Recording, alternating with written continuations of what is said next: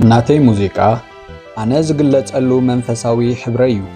ፍልጠተይ፣ እምነተይ፣ ሰብነተይ እዩ ዝገልጽ። ሙዚቃ ክትሓስብ ደቂ ሰባት ዝብርከት ጽቡቕ ነገር ኢኻ ትብህግ። ንሰብነት መቑሕ ፍርሑ ኢኻ ክትቅንጥጠሉ ትምነይ ይብል። ሰላማት፣ እዚ ትረኻ ማሕፈድ እዩ። ዝትረኸልኩም ኣማኑኤል ይብራህየ። እቲ ኣቐዲምና ዝጠቐስናልኩም ጥቕሲ ናይቲ ኣብ መበል 20 ክፍለ ዘመን ዝነበረ ግኑን ናይ ጃዝ ተጻዋታይ ሳክስፎኒስት ዝተወረየሉ ኣሜሪካዊ ሙዚቀኛ ጆን ካልትሪን እዩ።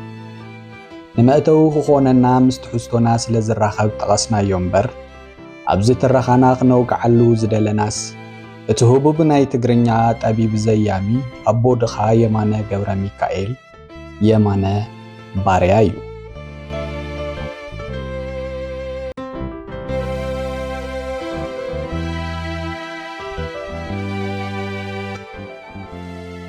እቲ ኣብ ኣርባዓታት ዝተወለደ የማነ ዕድሚኡ ሙሉእ ንሓርነትን ንሓፋሽን ስለ ዝቃለስ ባርያ ተባሂሉ።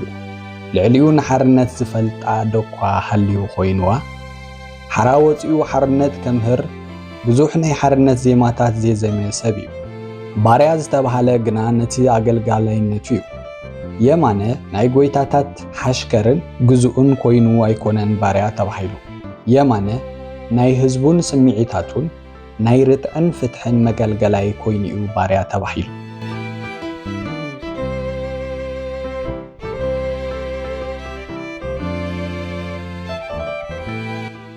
ንሎሚ ካብ ደርፍታቱ እታ እዚኣ ተንባዕኒ ካብ እትድረፍ ዓመታት ሓሊፉ ንትዕምቆት ተለላታት ኣብ እዝንኻ በፂሑ ልብኻ እናሰርሰረ ጓሂ ክወረካ ትገብር ደርፉ ኢና ኣብዚ ተንድህስስ።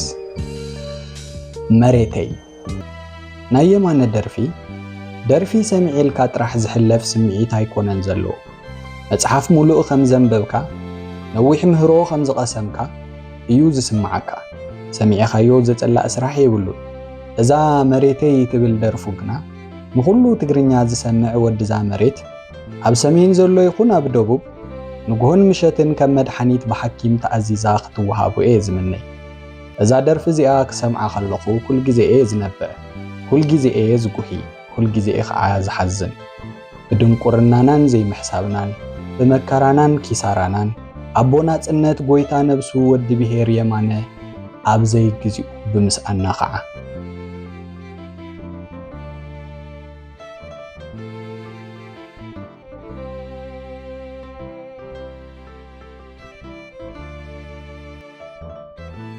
እስቲ ነቲ ተለላታት ግጥሚ ናይዛ ደርፊ ንርአዮ። ኣብ መሬት ዝበቁል ጽቡቕ ዕምበባታት ዓበይትን ናእሽቱን ኣኽራናት ጎቦታት ርኢኻ ይጥገበን ናይ ሓጎስ ሰዓታት ኣኽራናት ጎቦታት ርኢኻ ይጥገበን ናይ ሓጎስ ሰዓታት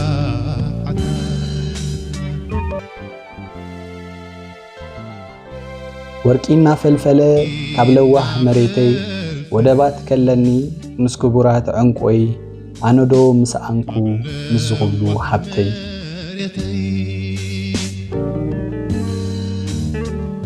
ወደባት ከለኒ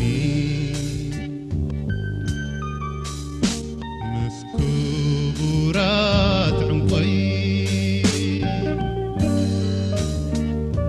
ኣነዶ ምስኣንኩ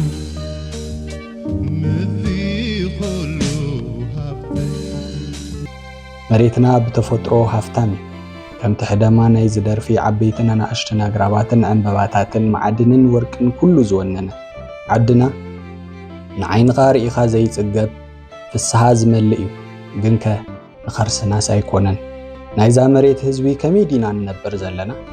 ጥሜት መለለይና ኮይኑ ምስ ዝኹሉ ጸጋታትና የማነ ይሓተልና። ኣነ ዶ መጠመኹ?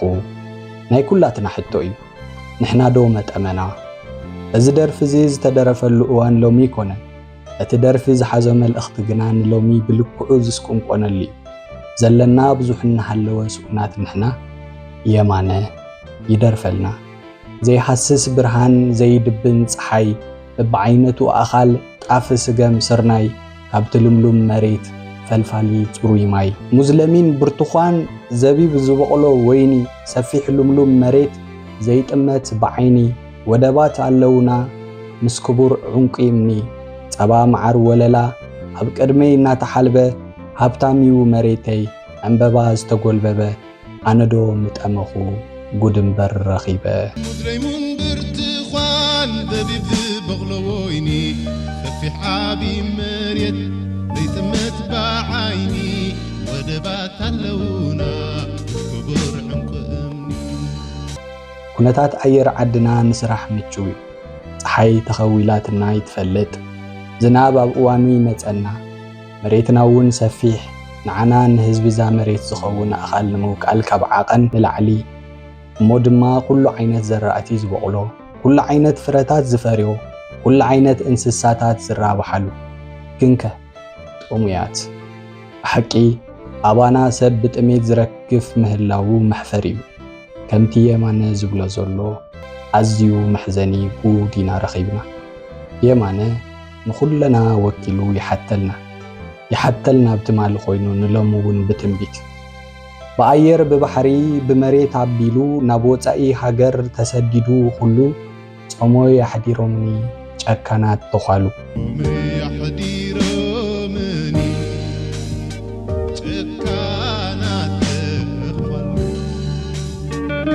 ክንደይ መንእሰይ እዩ ኣዒንቲ ስድርኡ ካብ ዝርኢ ዓመታት ሓሊፍዎ ዘሎ ክንደይ ሰብ እዩ ጨና ሓመድ መድሓንቱ ዝተቐበረላ መሬት ካብ ዘጫኑ ዘንቲ ዕለት ዝኾኑ ክንደይ በዓዱ ብዕሾኽ ተሓዚኣ ዘይትስገር ኮይናቶ ኣብ ግዳም ዝነብር ዘሎ እቲ ዝተረፈ ድማ በዓዱ ብጥሜት እናተሓለበ እዚ ዝገብሩስ ጨካናት ተኻሉ ጥራሕ መዓዝ ይገልጾም ኮይኑ ኣረሜናት ኣትማን እውን እምበር የማነ ይቕጽል ሓጋይ ብዘይ ፀሓይ ብዘይ ማይ ክረምቲ ኣይሓርስ ኣይኩትኩት ወትሩ ናብ ማእሰርቲ ነቶም ኣብ ስደት ዘለዎ ሓትና ጥራሕ ኣይኮነን ወኪሉ ቃንዙኡን ጓሂኡን ዝገልጽ ነቶም ኣብ ሓንቲ ጸባብ ገዛ ተሓይሮም ዘለው ቅዩዳት ኣሕዋትና እውን ይምበር ፀሓይ ዕለታዊ ክውንነታ ከይተቐየረ ኣብ ሰዓታን ናበረቐትን እናዓረበትን ንሳቶም ግና ብሰንኪ ዘይፍትሓውያን ሰባት ኩሉ ግዜ ጸልማት ዝኾኖም ኣሕዋትና ኣብ ዝናብ ሓምለ እውን ጭቃሪኦም ዘይፈልጡ ኣብ ኩርኳሕ መሬት ዝተሓየሩ ጭቁናት ኣሕዋትና ይገልጸሎም ጓሂኦም ዕድመ ንእስነቶም መፍረያይ ጊዜኦም ተኾርሚዮም ይሕልፍዎ ምህላዎም የዘንትወሎም ኣይሓርስ ኣይኹትኩት ሁልጊዜ ኣብ ማእሰርቲ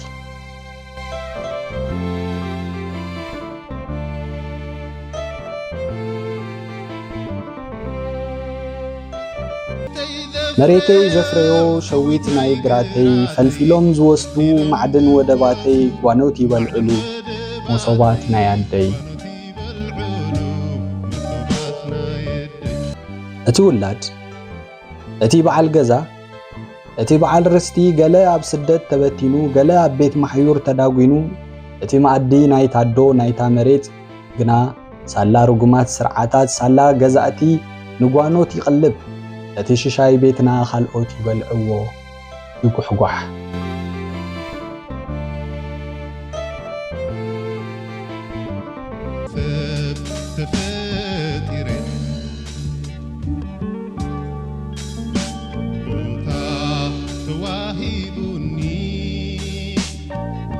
ከም ሰብ ተፈጢረ ቦታ ተዋሂቡኒ ሰሪሖም ዘናብሩ ዓይነ ብርኪ ለውኒ ግና ይኮነለይን መግዛእቲ መሪሩኒ ፀሓይ ብርሃን ዓለም ሰላም ተፈልዩኒ ሓጋይን ክረምትን ኩሉ ሓደ ኮይኑኒ ኣይሓርስ ኣይዓጽድ ዕድል ሃዲሙኒ የማነ ይነግር ዘለናዮ ህይወት ካብ ትማሊ ክሳብ ሎሚ ከይተለወጠ ይቕጽል ምህላው ኣብ ሙዚቃኡ ሰኒዱ ጓሂና ናብ ኣዛን ዓለም የብጽሕ ሕማም ኩላትና ይትንፍስ ድጉል ፈሓም ኮይኑ ረመጽ ሓመኹሽቲ ሓኪም ዘይፈልጦ ሕማም ውሽጢ ነብሰይ ወዲእዎ ኣትሪፉኒ ሰቲ ብኽያተይ ንብዓተይ ኣውያተይ ዘይስማዕ ማኣዲ ገዛና ብጓኖት ክብላዕ ህድሞና ጠፊኡ ንሃቶም ይውላዕ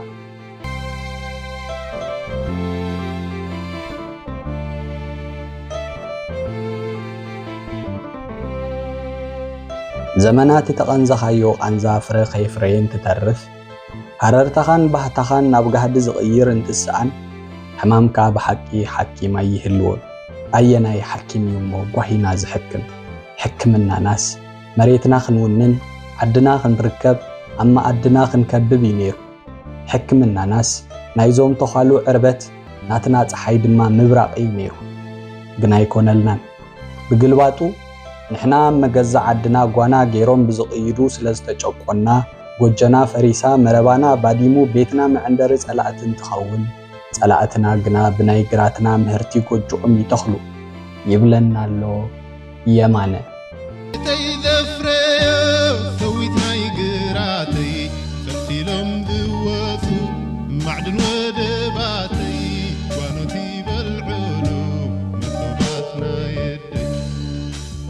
ዘይውዳእ ሕልሚ ዘይወግሕ ለይቲ ሓጋይ ብዘይ ፀሓይ ብዘይ ማይ ክረምቲ ኣይሓርስ ኣይኩትኩት ኩል ግዜ ኣብ ማእሰርቲ መሬተይ ዘፍረዮ ሸዊት ናይ ግራተይ ፈልፊሎም ዝወስዱ ማዕድን ወደባተይ ጓኖት ይበልዕሉ መሶባት ናይ ኣደይ እዚ ደርፊ እዚ ዘየጉህዮ ትግራዋይ እወ ትግራዋይ የማነ እኮ ኤርትራዊ እዩ ከዓ ከይትብሉኒ የማነ ንመንነት እምበር ንዘይግነት ነቢሩ ኣይፈልጥን የማነ ኤርትራዊነት ኣይተቐበለን የማነ ሳጉኡ ባርያ ኢሎም እምበር ሓራ እዩ የማነ ኣብ ዘስመሩሉ ሓፁር ተሓፂሩ ኣይነበረን ኣነዶ ምጠመኹ እንተበለ ኩል ግዜ ማእሰርቲ እንተበለ ንዓርሱ ምስ ህዝቡ ሓደ ዝገበረ ስለ ዝኾነ እምበር የማነስ ቅዩድ ኣይኮነን የማነ ነፃ እዩ የማነ ብፍርቂ ብሄር ኣይኣምንን የማነ ጓኖት ይበልዕሉ ኢሉ ንዕኦምን ስነ ሓሳባቶምን ባዕዲ ገበሮ እምበር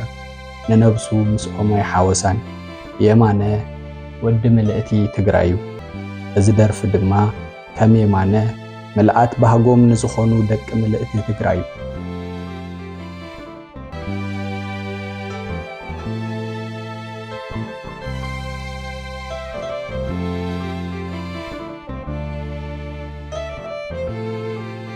መሬተይ ንብዓት ኩላትና ዝሰነደ ሓላፍነትና ከዘክር ዕለት ዕለት ቤትና ዝቁሕቁሕ ደርፊ ማሕፈድ ትግራይ ሰላም ቅንያት